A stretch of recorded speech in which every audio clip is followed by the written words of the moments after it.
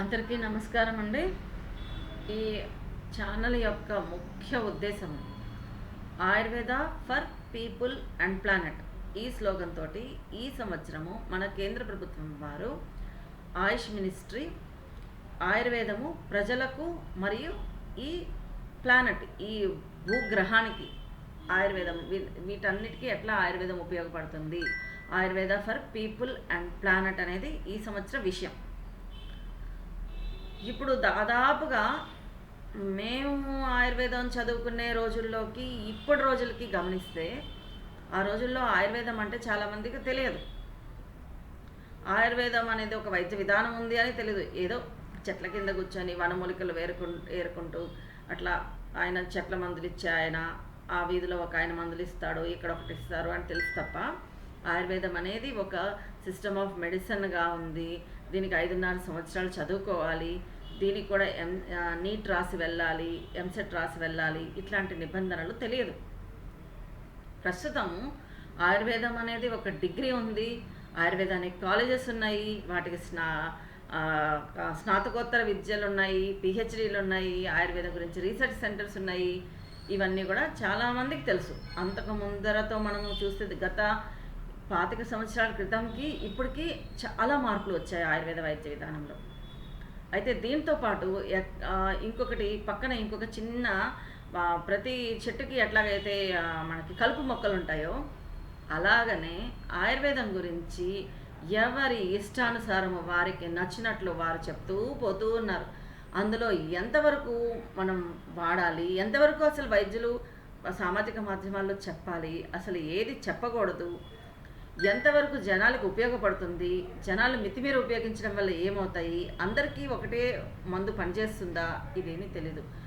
యూట్యూబ్లో చూడడము, వాట్సాప్లో చూడడము, పేపర్లో చూడడము, లేకపోతే ఇంకెవరో చెప్పారు, ఇంకెవరో వాడారు, మనం కూడా వాడేద్దాము అని వైద్యుని సంప్రదించకుండా ఇష్టానుసారంగా ఆయుర్వేద మందుల్ని వాడడం వల్ల ఇబ్బందులు పడుతున్నాయి కూడా మనం ఈరోజు చూస్తూ ఉన్నాము. దీనివల్ల నష్టము ఎవరికి అంటే చెప్పిన వైద్యుడికి నష్టం కాదు, ప్రజలకి నష్టం కాదు. వాడికి ఏమన్నా కొంచెం ఇబ్బంది అయితే మందు వాడుకుంటాడు, తగ్గిపోతుంది. కానీ వాడు వేసే ఇంప్రెషన్, వాడు ఇచ్చే ఒక అమూల్యమైన దాన్ని ఏమంటారు, వాడి అభిప్రాయం ఏదైతే ఉందో అది జనాల్లో చాలా ఫాస్ట్గా ఎట్లా అంటే పాదరసం లాగా పాకి వెళ్ళిపోతుంది. ఏమని, ఆయుర్వేద వైద్యం మందు నాకు పడదండి, ఆయుర్వేద వైద్యం అందరికీ పడదు, దాన్ని చాలా జాగ్రత్తగా తీసుకోవాలి. అదేంటో ఆయుర్వేద వైద్యం ఏదో విషంలాగా దాన్ని మనం జాగ్రత్తగా తీసుకోవాలి, తింటే మనకి ఏదో అయిపోతుంది. అయ్యో, రోజు మీరు తాగే కూల్ డ్రింక్లు, రోజు మీరు తాగే చెత్త చెదారము, టిండ్ ఫుడ్ వీటికంటే భయంకరమైనది ఏమీ కాదు ఆయుర్వేద వైద్యం.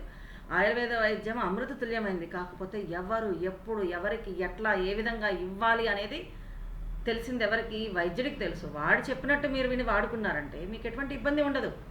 ఎక్కడ ఇబ్బంది అవుతుంది అంటే ఎవరి ఇష్టానుసారం వారికి నచ్చినట్టు వాళ్ళు వాడేసి వీళ్ళు చెప్పారు వాళ్ళు చెప్పారు.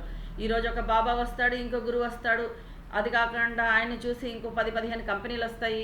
మేము ఆమ్లాని ఉసిరికాయని జ్యూస్ చేసాము, బాటిల్లో పెట్టాము, మీరు తాగండి, రోజు ఉసిరికాయ మంచిది, ఉసిరికాయ జ్యూస్ తాగండి మంచిది. ఉసిరికాయ ఎవరు తాగాలి, ఎలా తినాలి, ఉసిరికాయని మనం ఏ రకాలుగా ఉపయోగించాలి, ఇవి తెలియాలి కదా. మనము మామూలుగా మనం ఏదన్నా రసం తీసి పక్కన పెట్టి వంట చేసి పక్కన పెట్టి ఫ్రిడ్జ్లో పెట్టకుండా బయట పెడితే 2వ రోజుకో 3వ రోజుకో పాడైపోతుంది. అటువంటిది ఆమ్లకి రసం అంటే ఉసిరికాయ రసం తీసి పక్కన బాటిల్లో పెడితే ఊరికే ఉంటుందా? అది అంతంత కాలం ఎలా నిల్వ ఉంటుంది? 3 సంవత్సరాలు 5 సంవత్సరాలు నిల్వ ఉంటుంది అంటే అసలు ఏం జరుగుతుంది? దాన్ని ఎలా ఉంచగలుగుతున్నారు నిల్వ? ఇప్పుడు మేము కూడా ఆమ్లకి రసాయనం చేస్తాము, చ్యవన్ప్రాష్ చేస్తాము, అట్లాగే ఇంకేదన్నా ఆసవాలు అరిష్టాలు చేస్తాము. ఆయుర్వేద మందులు ఉన్నాయి, అవి నిల్వ ఉంటాయి సంవత్సరాల తరబడి. వెళ్ళే కొద్దీ వాటిలో గుణం పెరుగుతుంది, గుణవత్తరం అవుతుంది, అది దాని గుణము పెరుగుతూ ఉంటుంది. కానీ ఇక్కడ కేవలము ఆమ్లకి స్వరసం, ఎటువంటి ట్రెడిషనల్ మెథడ్, ఎటువంటి సాంప్రదాయ పద్ధతి లేకుండా దానిలో ఏమి వేసి దాన్ని సంవత్సరాల తరబడి ప్రిజర్వ్ చేస్తున్నారు. అంటే దానిలో ప్రిజర్వేటివ్ వేస్తున్నారు, కెమికల్ ప్రిజర్వేటివ్స్ వేస్తున్నారు. అది ట్రెడిషనల్ మెథడ్లో చేయట్లేదు. ట్రెడిషనల్ మెథడ్లో స్వరసము అంటే juice, the so called juice అనేదానికి కాల పరిమితి, అది తీసిన తర్వాత ఒక యామము అంటే 4 గంటల సమయంలోనే మనం తీసుకోవాలి. 4 గంటల సమయం దాటిన తర్వాత దాన్ని మనం తీసుకోకూడదు. అటువంటి జ్యూస్ ఈరోజు మనకి ఎక్కడ వెళితే అక్కడ మీరు అపోలో వెళ్ళండి, మెడ్లైఫ్ వెళ్ళండి, ఇంకా ఏ అలోపతి స్టోర్ వెళ్ళినా, ఏ ఆయుర్వేద స్టోర్ వెళ్ళినా, ఏ బాబా దగ్గరికి వెళ్ళినా, ఎక్కడ ఎవరి దగ్గర వెళ్ళినా మనకి మంచిగా బాటిల్స్లో ఆమ్లా జ్యూస్, లోకి జ్యూస్, కుమారి జ్యూస్, అలోవెరా జ్యూస్, ఇట్లాంటి జ్యూస్లన్నీ కనబడుతున్నాయి. ఈ జ్యూసులు మనం తీసుకోవచ్చా, తీసుకోకూడదా? అందులో ప్రిజర్వేటివ్స్ ఎక్కువ ఉంటాయి. ఇప్పుడు కాఫ్ సిరప్ ఇట్లాంటి మందుల్లో కూడా ప్రిజర్వేటివ్స్ ఉంటాయి. బట్ ఏంటి అంటే అది మనం తక్కువ సమయం, ఒక వారం రోజులు తీసుకుంటాం, లేకపోతే 2 రోజులు తీసుకుంటాం, 10 రోజులు తీసుకుంటాం. ఈ జ్యూసెస్ని ఇష్టానుసారంగా సంవత్సరాల తరబడి వాడి వాళ్ళ లివర్స్, కిడ్నీలు దెబ్బతిని అలోపతి ఫ్రాటర్నిటీ దగ్గరికి వెళ్ళి చూపించి మేము ఆయుర్వేద మందు తీసుకున్నాం. అరే వాడు తీసుకుంది ఆయుర్వేద మందు అని ఎవరు చెప్తున్నారు? బాబా ఇచ్చేస్తే ఆయుర్వేద మంది అయిపోయింది, చెట్టు కింద కూర్చున్నాడో ఇస్తే ఆయుర్వేద మంది అయింది, ఇంకెవరన్నా షెడ్లో ఉన్నాడో ఇస్తే ఆయుర్వేదం మంది అయిపోయింది. ఎక్కడ కనిపిస్తే అక్కడ ఆయుర్వేద మందు. ఎందుకంటే ఆయుర్వేదాన్ని భ్రష్టు పట్టిస్తారు? తప్పండి.